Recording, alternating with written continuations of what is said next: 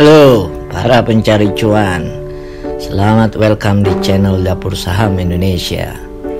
Channel yang akan membawa lo semua sadar akan kenyataan di bursa saham. Harga saham emiten PT Gotoh, Gojek, Tokopedia, TBK kembali mengalami penurunan harga sahamnya hari ini, Kamis 28 April 2022. Saham ini minus 6,21%. Seperti biasa, saat harga saham turun, orang mulai lagi mencari-cari sebab kenapa harga saham Gotoh turun. Gak usah dicari, jawabannya gampang, karena banyak pedagang saham jualan nih saham dengan jumlah jumbo. Bahkan opsi Greenshoe yang digunakan untuk meredam harga saham Gotoh terjun bebas sudah habis. Kemarin dalam keterbukaan informasi yang dirilis oleh pihak CGS CIMB Sekuritas selaku agen stabilisasi, seluruh dana skema stabilisasi senilai 2,05 triliun sudah habis dipakai untuk membeli 6,09 miliar saham Gotoh. Nah, sekarang para pedagang saham tentu berharap besok-besok harga Gotoh naik lagi. Tapi ada satu perusahaan jasa finansial yang justru menyarankan untuk membuang saham Gotoh ini. Rekomendasi ini dirilis oleh Tellimer. Alasannya, valuasi Gotoh dinilai terlalu tinggi saat IPO. Tellimer ini bukan perusahaan abal-abal ya. Total aset global yang dikelola, aset under management yang membaca hasil riset Tellimer mencapai 24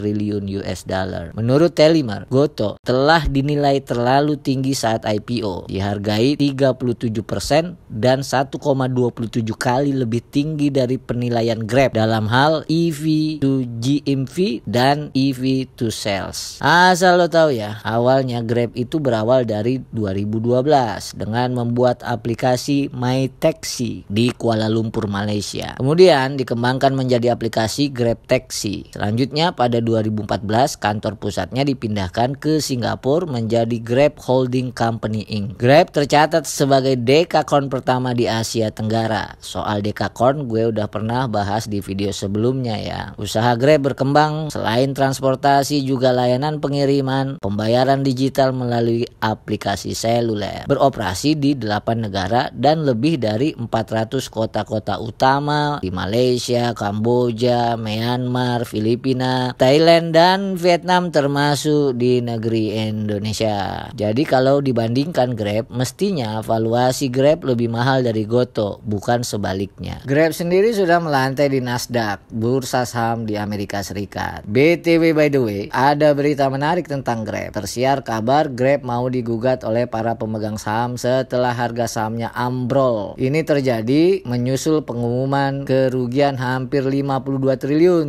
di tahun 2021 lalu. Setidaknya ada 8 firma hukum di US yang berencana melakukan penyelidikan terhadap Grab terkait beberapa isu. Satu, mengeluarkan pernyataan palsu dan atau menyesatkan atau gagal mengungkapkan informasi yang berkaitan dengan investor. Isu kedua, menyelidiki apakah Grab dan pejabat dan atau direkturnya terlibat dalam penipuan sekuritas atau praktik bisnis yang melanggar hukum. Dan yang ketiga, kemungkinan pelanggaran lain terkait Undang-Undang Sekuritas Federal Amerika Serikat. Seperti juga Grab, konon Gotoh juga berencana untuk mencatatkan sahamnya di bursa saham Amerika Serikat selain di Indonesia atau dikenal dengan istilah dual listing. Untuk saham-saham teknologi seperti Gotoh dan Grab, maka valuasinya dihitung antara lain: pertama, perhitungan EV to GMV, Enterprise Value to Gross Merchandise Value. Nilai barang dagangan kotor GMV adalah nilai total barang dagangan yang terjual selama periode waktu tertentu melalui situs pertukaran pelanggan ke pelanggan C2C, yang jadi ukuran pertumbuhan bisnis atau penggunaan situs untuk menjual barang dagangan milik orang lain. GMV ini seringkali digunakan untuk nentuin tingkat kesehatan bisnis situs e-commerce karena pendapatan perusahaan dihitung dari gross sale barang dagangan dan biaya yang dibebankan dari waktu ke waktu.